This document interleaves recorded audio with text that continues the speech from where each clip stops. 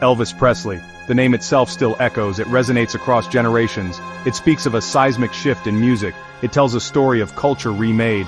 He was far more than just a singer. He became a global phenomenon, a symbol of rebellion. His influence remains potent, vibrant even today. Decades have passed since he left us, yet his voice continues to captivate millions. His image, that unforgettable sneer and swivel, is forever etched in our collective memory. He was and is a true cultural earthquake. The world first heard him and it was never quite the same. He took sounds from the margins. He brought them to the mainstream. Rhythm and blues, gospel, country music, they all swirled within him. He blended them into something new, something raw and exciting. Young people felt it instantly. It was a sound that spoke directly to them. It gave voice to their restless energy. It was the sound of a changing world. Elvis stood at the very center of that change, a lightning rod for a new era. His impact was not confined to music alone. He changed how performers looked. He changed how they moved on stage. He influenced fashion, hairstyles, and even attitudes. The famed pelvic thrusts shocked many. They thrilled even more. He was a package of charisma and raw talent. This combination proved irresistible to a burgeoning youth culture. He was a mirror reflecting their desires. He was a beacon showing a new path. His presence was an undeniable force. Today, in 2025, his songs are still played, his movies are still watched, his home, Graceland, is a place of pilgrimage. New generations discover his music. They find something timeless in his voice. They connect with the passion and the sincerity. The story of Elvis is a complex one. It has triumph and tragedy. It has adoration and isolation. But through it all, his art endures. His legend continues to grow, proving that the king's reign is far from over. He truly was one of a kind. Elvis Aaron Presley was born in a small two-room house. This house was in Tupelo, Mississippi. The date was January 8, 1935. Times were hard during the Great Depression. His family, Vernon and Gladys Presley, knew poverty well. He had an identical twin brother. Jesse Garin Presley was sadly stillborn. This loss deeply affected Gladys. It created an incredibly close bond between her and her surviving son, Elvis. This bond would shape his entire life, his choices, and his emotional landscape. Growing up in Tupelo, Elvis was surrounded by music. He heard gospel music in the Assembly of God Church. He heard the blues sung by local black musicians. Country music filled the airwaves from the Grand Ole Opry. These sounds seeped into his young soul. They became a part of him. Gladys bought him his first guitar for his 11th birthday. He had wanted a bicycle or a rifle, but the guitar, a simple, inexpensive instrument, changed everything. It was a fateful gift that would set him on an extraordinary path. The Presley family moved to Memphis, Tennessee in 1948. They were seeking better opportunities. Elvis was a shy teenager then. He often carried his guitar to Humes High School. He was different from the other kids. Music was his refuge, his closest companion. He would practice in private. He absorbed all the musical styles Memphis had to offer. Beale Street, with its vibrant black music scene, was a powerful magnet. He listened intently, learning and dreaming of something more, something bigger than his current circumstances. These early years were formative. They instilled in him a deep love for music. They also gave him an understanding of hardship. This understanding would later fuel his incredible generosity. He never forgot where he came from. The poverty, the simple faith, the rich musical tapestry of the South, these were the foundations upon which the future king of rock and roll would be built. His journey from that tiny house in Tupelo to worldwide fame is a story of talent, destiny, and the powerful dreams of a Southern boy. The real journey began in the summer of 1953. Elvis walked into Sun Studio in Memphis. It was run by Sam Phillips. Phillips was a man with a keen ear. He was searching for a new sound. Elvis said he wanted to record a song for his mother. He paid his few dollars, he sang My Happiness, and That's When Your Heartaches Begin. Marion Keisker, Sam's assistant, was intrigued. She noted his unusual style. She wrote, "Good ballad singer, hold." This simple note held the key to a future explosion. A year later, Sam Phillips remembered the young man. He was looking for someone to sing a new song, Without You. Elvis struggled with it. During a break, he started fooling around. He launched into an up-tempo version of Arthur Big Boy Crudup's That's All Right. Guitarist Scotty Moore and bassist Bill Black joined in. Sam Phillips heard it from the control room. He stuck his head out. "What are you doing?" he asked. "We don't know," they replied. Phillips told them to find a starting place and do it again. History was being made in that very moment. That's All Right became Elvis's first single. It was raw, energetic, and unlike anything else. Radio DJ Dewey Phillips played it on his Red Hot and Blue show. The switchboard lit up with calls. Listeners wanted to know who this singer was. Many couldn't believe he was white. His sound blended blues and country so seamlessly. It was the birth of rockabilly. It was the sound Sam Phillips had been searching for. The fuse had been lit. The music world was about to change forever. Elvis was on his way, and there was no looking back. Soon, Elvis, Scotty, and Bill were touring. They played small towns and school gymnasiums. Their live performances were electrifying. Elvis moved with an uninhibited energy. His legs shook, his hips swiveled. Audiences, especially young women, went wild. Some older people were shocked. They called it vulgar, but the youth understood. This was their music. This was their rebellion. Elvis Presley was not just singing songs. He was igniting a cultural firestorm that would sweep across the nation and then the world. The Sun Studios spark had become a raging inferno. Behind the towering gates of Graceland, Elvis Presley lived a life few truly saw. He purchased the Memphis mansion in 1957. It became his sanctuary. It was a place for family and his close circle of friends, known as the Memphis Mafia. Here he could escape the pressures of fame, at least for a while. He loved to entertain. He hosted all-night movie screenings. He enjoyed riding horses on the Graceland grounds. He filled the home with things he loved, reflecting his unique tastes and his journey from poverty to immense wealth. Elvis was known for his incredible generosity. This was a deeply ingrained part of his character. He often gave away cars, jewelry, and cash. He did this for friends, family, and even strangers. Stories abound of him buying Cadillacs on a whim for people he barely knew. This wasn't just for show. It came from a genuine desire to share his good fortune. He remembered his own family's struggles. He understood what it meant to go without. His generosity was legendary, a testament to his kind heart hidden beneath the superstar persona. His spiritual side was also something many fans didn't fully grasp. Elvis was a voracious reader. He was particularly drawn to books on religion and spirituality. He explored various faiths and philosophies throughout his life. He often carried a Bible with him. He would discuss spiritual matters late into the night with close friends. This quest for meaning and understanding was a constant in his life. It offered him solace and a way to grapple with the complexities of his extraordinary existence. It was a private search for peace. He also had a playful, mischievous streak. Elvis loved practical jokes. He would stage elaborate pranks on his friends and entourage. These moments of levity were important to him. They helped to break the tension of his demanding career. He enjoyed simple pleasures too. He loved roller skating, go-karting, and playing football with his buddies. These glimpses show a different Elvis. They reveal a man who, despite his fame, sought connection, laughter, and a sense of normalcy in a life that was anything but ordinary. Many people picture Elvis with his signature jet black hair, but, this was not his natural color. He was actually born with sandy blonde hair. As he became famous, he started dyeing it black. He felt it made his blue eyes stand out more. It also created a more dramatic look on stage and in films.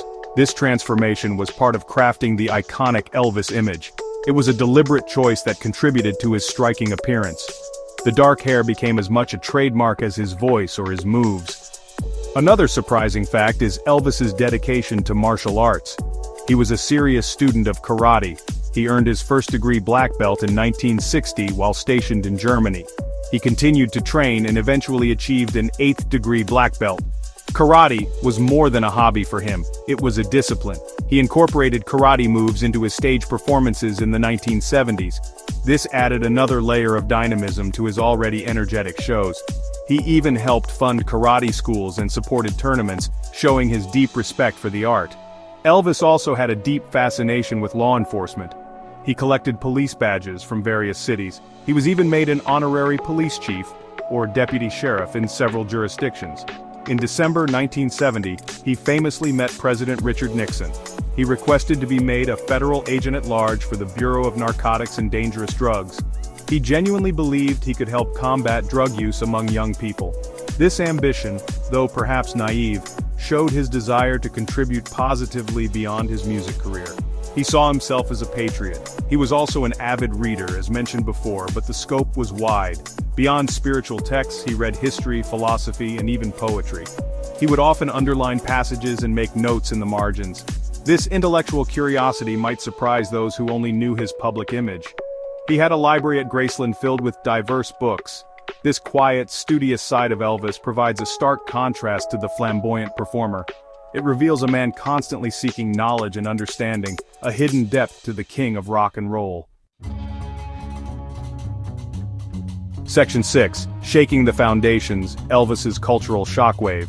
Elvis Presley did not just sing songs, he unleashed a cultural shockwave. His music was a potent fusion. It blended black rhythm and blues with white country and gospel. This sound crossed racial and social barriers. It had never been done so successfully before. Young people, both black and white, responded with fervent enthusiasm. He opened doors for many artists who followed. He made rock and roll a dominant force in popular music. The music industry was forever altered by his explosive arrival. His influence extended far beyond the recording studio. His style was revolutionary. The slicked-back hair, the sideburns, the flamboyant clothes, it was a statement. He exuded a raw, confident sexuality that was new to the mainstream.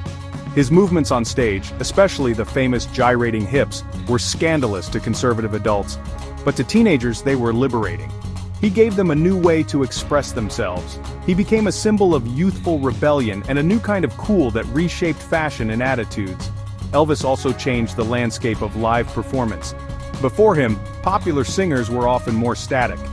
Elvis brought an electrifying energy to the stage. He was dynamic, unpredictable, and utterly captivating. He connected with his audience on a visceral level. His concerts were events, almost like religious revivals for his fans. This set a new standard for performers. It showed the power of stage presence. Many artists today still draw inspiration from his performance style, trying to capture that same intense connection with their listeners.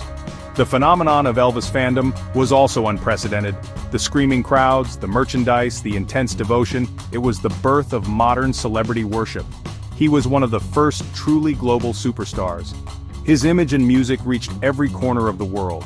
This created a blueprint for how future stars would be marketed and perceived. He was more than a musician. He was a brand, a cultural touchstone. His impact on popular culture is immeasurable. He truly shook the foundations of society, leaving an indelible mark. Section 7. Shadows and Whispers, Controversies, and Unanswered Questions. Despite his immense popularity, Elvis's career was not without controversy. From the very beginning, his suggestive stage performances caused uproar. Ministers preached against him. Parent groups called for his music to be banned. Ed Sullivan famously insisted he be filmed only from the waist up during one appearance. This moral panic highlighted the generational divide Elvis exposed. He was seen as a threat to traditional values. This controversy, however, only seemed to fuel his popularity among the youth who embraced his rebellious spirit. Accusations of cultural appropriation have also followed Elvis. Critics argue that he took black music and profited from it in a way black artists could not at the time. This is a complex issue. Elvis always acknowledged his debt to black musicians. He often spoke of his admiration for artists like Arthur Crudup and B.B. King. Many black artists of the era also praised Elvis for helping to popularize their music. Sam Phillips himself said he was looking for a white singer who could capture the black sound for a wider audience. The debate continues to this day. His later years were marked by personal struggles. His increasing reliance on prescription drugs became a significant problem. This contributed to his declining health and his tragic death at the age of 42. The circumstances surrounding his death and the management of his health by his personal physician, Dr. Nicopolis, raised many questions. There were inquiries and legal proceedings. This sad chapter added a layer of tragedy to his legend. It served as a cautionary tale about the pressures of fame and the dangers of addiction, even for someone as beloved as the king. The biggest mystery, perhaps, is the enduring Elvis is alive phenomenon. For decades after his death, sightings were reported. Theories circulated about him faking his death to escape the burdens of fame. While these are largely dismissed as folklore, they speak to the powerful hold he had on the public imagination. People simply did not want to believe he was gone. This enduring myth is a testament to his iconic status. It ensures that, in a way, Elvis continues to live on, surrounded by an aura of mystery and an undying fascination. Section 8, the Army years and a new uniform, a different kind of service. In 1958, at the absolute peak of his initial fame, Elvis Presley was drafted. He entered the U.S. Army. Many worried this would destroy his career. Some thought he might seek special treatment. Instead, Elvis chose to serve as a regular soldier. He was stationed in Friedberg, Germany. He famously got his GI haircut, a symbol of his transition. This period showed a different side of him. It demonstrated a sense of duty and a willingness to step away from the spotlight, even if temporarily. His service was a significant public relations success. While in Germany, he faced personal tragedy. His beloved mother, Gladys, passed away in August 1958. Elvis was granted emergency leave to return for her funeral. He was devastated. This loss profoundly affected him for the rest of his life. It was also during his time in Germany that he met Priscilla Beaulieu. She was the teenage daughter of an Air Force officer. Their relationship would later lead to marriage. The Army years were a period of immense personal change, marked by both deep sorrow and new beginnings for the young superstar. His service did not entirely halt his musical output. RCA Records had stockpiled recordings before he left. They released a steady stream of hits while he was away. This kept his name and music in the public eye. When he was discharged in March 1960, he returned to a hero's welcome. His first post-Army television appearance was on Frank Sinatra's Welcome Home Elvis special. He looked more mature, more polished. The Army years seemed to have changed him, and his music would soon reflect a new direction, moving towards ballads and movie soundtracks. The decision to serve as an ordinary soldier earned Elvis widespread respect. It helped to bridge the gap with some older Americans who had previously disapproved of him. It showed he was more than just a rebellious rock and roller. He was a patriot. This period is often overlooked, but was crucial in shaping the next phase of his career. It demonstrated his adaptability and his connection to his country. The boy from Tupelo had become Sergeant Presley, adding another layer to his already complex and fascinating American story. Section 9, An Unending Encore, The Legacy That Lives On. Elvis Presley's death on August 16, 1977, shocked the world, but his music, his image, and his influence did not die with him. His legacy is vast and multifaceted. He remains one of the best-selling solo artists of all time. His songs continue to be played on radio stations globally. They are covered by new artists. They are featured in movies and commercials. His voice, with its unique blend of power and vulnerability, still resonates deeply with listeners of all ages, proving its timeless quality. Graceland, his Memphis home, stands as a monument to his life and career. It is the second most visited private home in the United States, after the White House. Millions of fans make the pilgrimage each year. They come to pay their respects. They come to connect with the man behind the legend. The estate is carefully preserved. It offers a glimpse into his world. It keeps his memory alive for new generations. Graceland is more than a tourist attraction. It is a shrine for those touched by his magic. His impact on popular culture is undeniable and enduring. He broke down musical barriers. He redefined what it meant to be a performer. He influenced countless musicians, actors, and artists who followed him. From his style and stage presence to his vocal delivery, traces of Elvis can be found everywhere in modern entertainment. He set the template for the modern rock star. He showed the power of charisma and the ability of one individual to capture the imagination of the entire world. His cultural footprint is immense. More than 4 decades after his passing, Elvis Presley is still the king. His story continues to fascinate. His music continues to inspire. He was a complex figure, full of talent, charm, and human flaws. He embodied the American dream, rising from poverty to unimaginable fame. His journey from a small house in Tupelo to global superstardom is a testament to his unique gift. The music, the movies, the legend, they all ensure that Elvis Presley's encore will play on indefinitely, a lasting testament to his extraordinary life.